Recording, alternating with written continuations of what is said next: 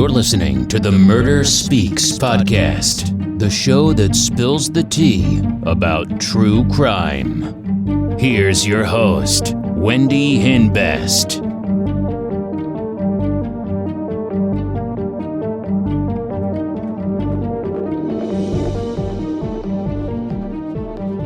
Hey guys, welcome back to Murder Speaks. Hope everyone's having a great week. Today is episode 152, and today we're talking about the murder of Michelle Lira. Michelle was born January 17th, 1986, in Houston, Texas. She had a younger sister named Nicole. Michelle was very smart. She went to school for accelerated learners. She was gifted in science and math. In 2001, Michelle went to Houston High School for law enforcement and criminal justice.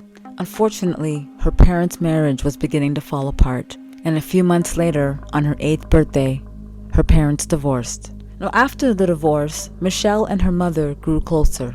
Michelle also helped look after her little sister, Nicole. Now, after the divorce, Michelle's mother moved into another place with her girls, Michelle and Nicole. Now, at 15 years old, Michelle met Celestino Torres.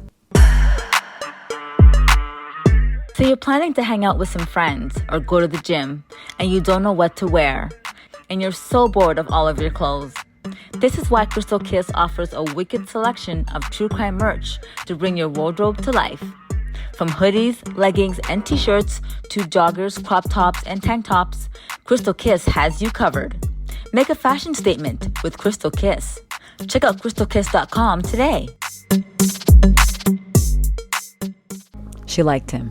One day after school, Michelle introduced him to her mother, and she asked her mother if they can give him a ride home. Michelle invited him to a party. They became inseparable. He started coming to all the family events, like he was always around. But in 2002, things between them started to go bad. He started talking to other girls. In 2003, Michelle found a note in his vehicle from another girl. And one day, the school called Michelle's parents and told them to come down to the school right away because Michelle and Celestino got into a huge fight. Apparently, Celestino hit Michelle, and she hit him back. Now, Michelle and Celestino sat down with Michelle's mother and promised this would never happen again. And for her daughter's sake, her mother forgave him. Now, in 2004, Michelle graduated from high school, and she started working at the clinic with her mom. And in 2007, Celestino got a really good job on the oil field. He would travel back and forth and come back on weekends to see Michelle. Now, Michelle was worried about him driving back and forth, so she got him a .45 caliber gun. Michelle and Celestino were known as the make-up-break-up couple. They would always break up and then they would make up. Now, Michelle got a message on social media from a girl saying that Celestino was sleeping with another woman. And this time, Michelle had enough. After that, she broke up with him. In 2009, Michelle invited her friend over for the 4th of July. Michelle started losing weight and she got new clothes. She started to feel really good about herself. And Celestino was out of the picture, but he didn't want that. If you're looking for true crime merch with a great fit and feel, look no further. Crystal Kiss has a wide selection of clothes to brighten up your wardrobe. I like to wear clothes that make a fashion statement and says something about me. Like, our true crime and chocolate design describes me very well.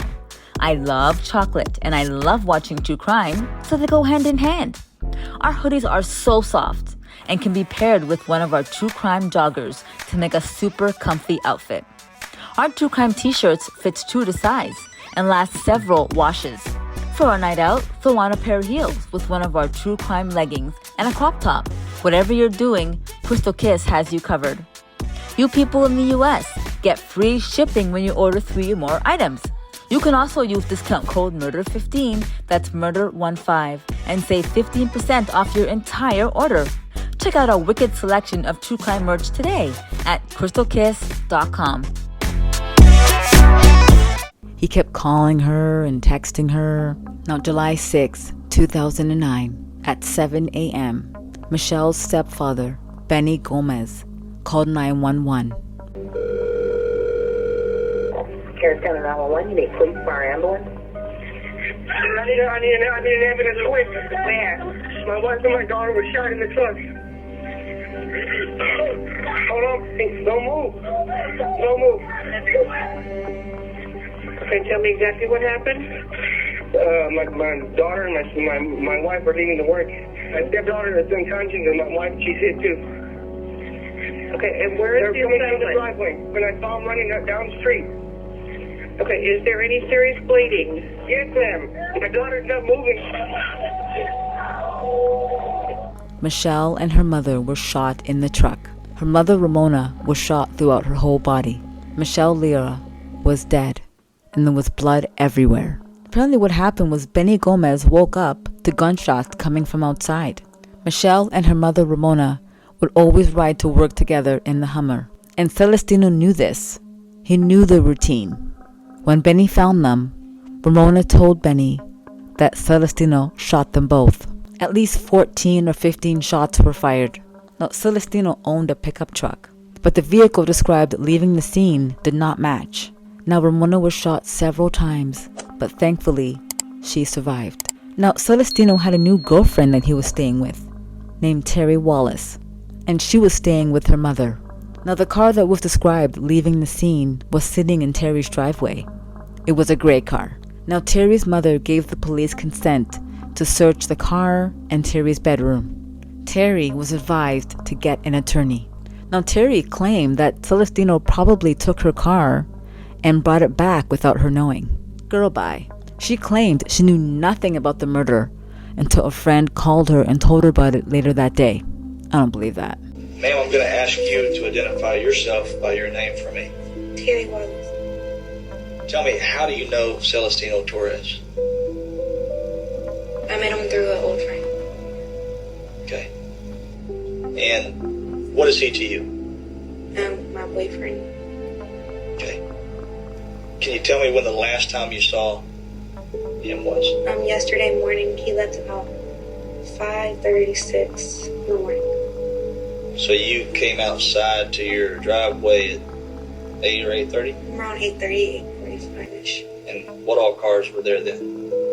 My mom's, the silver car, his truck, and my car. And I was like, well, what are you talking about? She was like, do you know where he went? I was like, he went out of town to work. And she was like, no, he didn't. He went to Michelle's house. And then she told me that he killed her. And then I said, huh? And she was like, I gotta go. And she hung up on me. How does it make you feel? Scared, like it could be me. Somebody told police that Celestino and Terry were together around 8:45 a.m. They went to this person's residence, and they were in Terry's vehicle, and they were asking him to use his vehicle. Now, police were patrolling the street to make sure that Michelle's family wasn't in danger, and police received a tip that Celestino was hiding at his sister's house. So the police went there, and Celestino ran in the bathroom, and it looked like he was holding a gun, but he was actually holding a curling iron. He was tased and taken into custody. He was questioned, but he asked for a lawyer. Now, the police had enough evidence based on all the eyewitnesses, and Celestino was booked on the charges of murder and attempted murder of Ramona.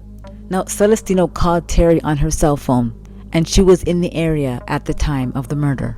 Now, she was arrested, but there was no witnesses to say that she was there, so the charges were dismissed. Now, as soon as Ramona opened the garage for them to go to work, Celestino asked if he can speak to Michelle, and Ramona said no. So Celestino went to Michelle's side and put the gun through the cracked window and just started shooting over and over again. He pled guilty to murder and attempted murder. He was sentenced to life in prison. He killed her because nobody else can have her. And I don't understand, because he was seeing, like, he was living with his girlfriend, and that wasn't good enough. He was living with his girlfriend, and he was still chasing after Michelle. And even though he had somebody else, if he couldn't have Michelle, nobody can. Sick and twisted. For everyone that knew Michelle, I'm very sorry for your loss. And Celestino is exactly where he needs to be. Thank you so much for joining me on this week's episode of Murder Speaks. I hope you enjoyed it. Don't forget to like and subscribe and hit that notification bell so you don't miss any of my videos. And I'll see you on the next video. Thanks. Toodles.